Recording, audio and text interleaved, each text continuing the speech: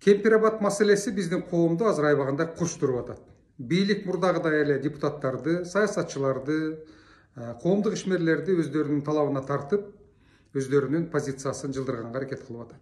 Бирок Кемпирабадты бербейбиз деген жарандык коомдун өкүлдөрү, саясатчылар, ошол Кемпирабадтын тегерегиндеги жарандар бекем туруп атканы көрүнүп турат.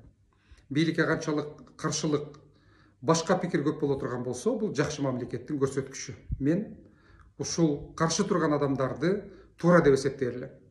Ошентсе дагы башка дагы пикирди биз айтып атабыз.